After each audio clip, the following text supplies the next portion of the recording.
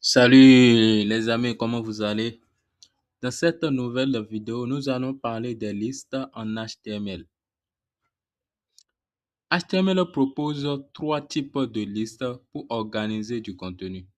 Nous avons la liste ordonnée, la liste non ordonnée et description list, liste de description. Donc, en ce qui concerne la liste ordonnée reconnue par la balise OL, voilà. Pour utiliser la liste ordonnée, on utilise la balise OL. Maintenant, à l'intérieur de la balise OL, on utilise la balise LI qui permet de lister. La balise LI. C'est ça qui permet de lister. Par exemple, nous allons mettre ici HTML pour voir. Ici, LI, nous allons mettre par exemple CSS. LI, nous allons mettre PHP. Maintenant, nous allons voir ce que cela donne dans le navigateur. Voilà ce que cela donne. La liste ordonnée, ça nous montre l'ordre.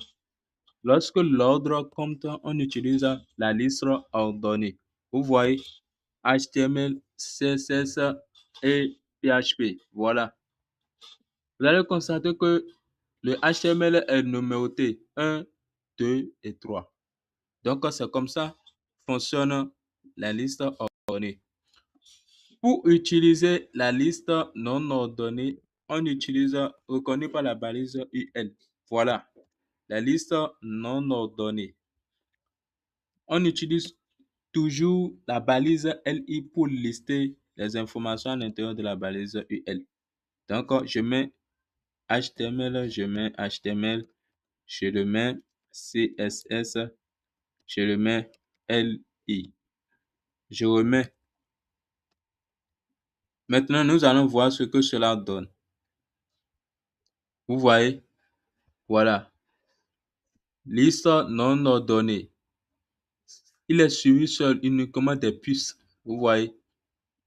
Donc, maintenant, en ce qui concerne la liste de description reconnue par la balise DL, voilà. À l'intérieur de cette balise, on utilise la balise DT et la balise. Je mets, par exemple, c'est un langage, de balisage. Vous voyez, c'est un langage de balisage. Ensuite, je mets encore ceci. Je fais copier-coller et je fais comme ceci. Je fais CSS. C'est un langage de style. Vous voyez, donc nous allons voir le résultat. Vous voyez, donc la balise DL, c'est ça, c'est ce qui nous permet de faire. Il permet de lister des thèmes et des listes, les thèmes et leurs définitions. Voilà. Balise non ordonnée, voilà ce que ça donne. Et la balise et les listes ordonnées, voilà ce que ça donne. Maintenant, il faut savoir quelque chose. Il y a des informations qu'on peut ajouter et aux listes ordonnées. La liste ordonnée, on peut ajouter des informations. Ces informations, on les appelle les attributs. On les appelle les attributs. Regardez, par exemple, lorsque j'ajoute ici l'attribut reversible, je vais ajouter l'attribut reversible à la balise OL ici. Vous allez voir ce que cela donne. Vous voyez, l'attribut reversible, qu'est-ce qu'il va faire? Il va inverser l'ordre des numérotations. Il commence par le 3, 2 et 1. Exactement ce que fait l'attribut reversible. Ensuite, qu'est-ce qu'on peut encore utiliser comme attribut? Il y a l'attribut type. L'attribut type, il comporte au moins 5 valeurs qu'on peut utiliser. Lorsqu'on utilise A, ça va nous ordonner les listes avec les alphabétiques. Vous voyez, A, B et C. Ensuite, on peut utiliser A minuscule. L'autre, c'était A majuscule. Ici, c'est A minuscule, A, B, C. Ensuite, on peut utiliser les chiffres romains en majuscule. On peut utiliser les chiffres romains en majuscule. Voilà. Regardez. Vous voyez les chiffres romains en majuscule. Voilà. De la même manière, on peut utiliser les chiffres romains en minuscule. Voilà. Les chiffres romains en minuscule. Vous voyez.